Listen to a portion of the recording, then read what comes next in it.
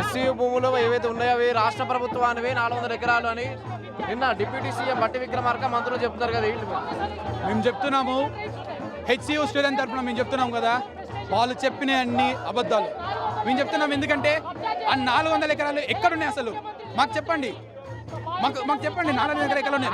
400 ఎకరాలు గత ఉమ్మడి ఏపీలో ఉన్నప్పుడే టీడీపీ నుంచి వేరే సంస్థ కేటాయించారు. తర్వాత మేము ఇప్పుడు దక్కించుకున్నాం రాష్ట్ర ప్రభుత్వం తరఫున కోర్టులో కేసు వేసి దక్కించుకున్నాం. ఇది ప్రజల విజయం, ప్రభుత్వ ఆస్తి అని చెప్పి డిప్యూటీ సీఎం చెప్తున్నారు.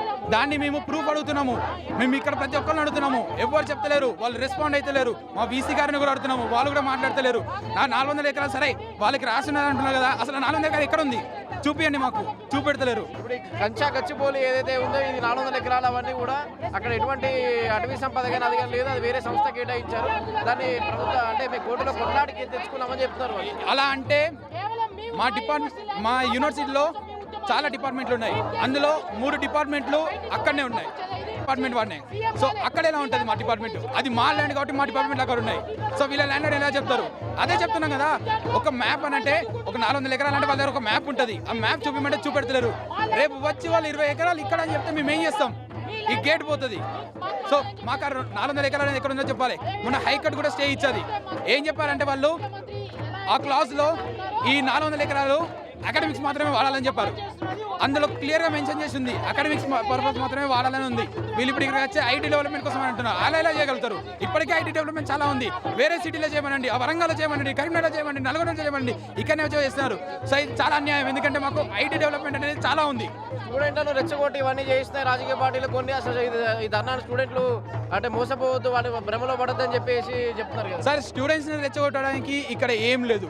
ప్రతి ఒక్క స్టూడెంట్ ఎక్కడెక్కడ నుంచి వచ్చిన వాళ్ళు ఉన్నారు, వేరే రాష్ట్రాల నుంచి వచ్చిన వాళ్ళు ఉన్నారు. వాళ్ళకి ఏం అవసరం సార్ ఇక్కడ చేయడానికి?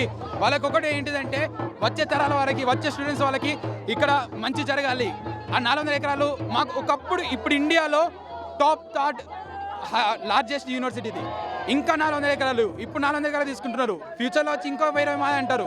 సో అలా తీసుకుని పోతా అంటే మా యూనివర్సిటీ చాలా చిన్నదైపోతుంది. సో ఇది మేము సహించలేము. మాకు న్యాయం జరిగే వరకు మేము చేస్తూనే ఉంటాము. ఇంకొకటి ఏంటంటే ఇప్పుడు ఫారెస్ట్ ఏరియా మొత్తాన్ని వాళ్ళు కొట్టేస్తున్నారు. అక్కడ ఉండే జీవరాశులు అందరూ జింకలు, మన నెమలులు, ఇంకా ఇవన్నీ అక్కడ నుంచి మాకు ఈ డిపార్ట్మెంట్లకి, హాస్టల్కి వస్తాయి. అప్పుడు హార్మ్ వాళ్ళకి, మాకే కదా హార్మ్. అవి చనిపోతున్నాయి, మాకునే హార్మే ఉంటుంది. సో ఇవన్నీ సహించలేము. ఇప్పుడు మీరు ఊర్లలో కూడా చూస్తారు, ఏదైనా అడవి కొట్టేసిన అనుకో, అక్కడ ఉన్న పులులు అవన్నీ ఇక్కడికి వస్తాయి. సో అలానే ఇక్కడ జింకలు, నెమలు చాలా ఉంటాయి. అసలు ఈ యూనివర్సిటీకి పెట్టిన పేరు ఏంటంటే జింకలు, నెమలు. సో అవన్నీ నిన్న ఒక నెమలి చనిపోయింది, మొన్న ఒక జింక చనిపోయింది. సో ఇంకా ఫ్యూచర్ సోషల్ మీడియాలో ఇప్పుడు జింకల అరుపులు వినిపిస్తున్నాయి కదా, మొన్న సోషల్ మీడియాలో వైరల్ అయింది. అవన్నీ ఏఐ క్రియేటెడ్ అంటే కావాలని క్రియేట్ చేసేది. ఏఐ క్రియేట్ ఎలా ఉంటుందండి? మేము నైట్లో స్టూడెంట్స్ వెళ్ళి అక్కడ వీడియో తీశారు, అక్కడ వాళ్ళకి కనిపించాయి. జింక చనిపోయిన ఫోటో కూడా ఉన్నది, మాకు తెలిసి మీరు చూసే ఉంటారు. జింక చనిపోయిన ఫోటో కూడా ఉన్నది సార్. మా దగ్గర ప్రూఫ్లతో సహా ఉన్నాయి. జింకలు పారిపోవడము, నెమలులు ఎగిరిపోవడము, అవి అరుపులు అంటే అవి బాధతో ఏడుస్తున్నాయి. అవి చాలా దారుణంగా ఉన్నాయి, ఇప్పుడు దారుణమైన పరిస్థితిలో ఉన్నాయి. ఎందుకంటే మాకు ఎక్కడైతే మంచి కరెక్ట్ ఫారెస్ట్ ఉన్నదో దాన్నే వీళ్ళు కూలగొడుతున్నారు, దాన్నే వీళ్ళు నరికేస్తున్నారు. అసలు ఎలా చేయగలుగుతారు? ఎందుకంటే మనకి ఇది తెలుసు, తెలుగు వాళ్ళకందరికి తెలుసు. హైదరాబాద్లో లంగ్స్ ఆఫ్ హైదరాబాద్ అంటే హెచ్సియులో ఎంత ఫారెస్ట్ ఉంటుందో తెలుసు. ఇప్పుడు దాన్నే వీళ్ళు డిమాలిష్ చేసి అక్కడ ఐటీ పార్క్ డెవలప్ చేస్తా అంటున్నారు. అది ఈరోజు ఉదయం పోలీసులు లాఠీచార్జ్ జరిగిందంటారు, పోలీసులు లాఠీచార్జ్ చేశారని వస్తాయి. నిజమే లాఠీచార్జ్ జరిగింది? లాఠీచార్జ్ జరగదు. వాళ్ళు ఎలా లాఠీచార్జ్ చేశారంటే లోపలికి మీడియా అలౌ లేదు, సో ఎవరు చూడలేరు. సో అది మంచి ప్లస్ పాయింట్ అని పెట్టుకున్న వాళ్ళు లాఠీచార్జ్ చేశారు.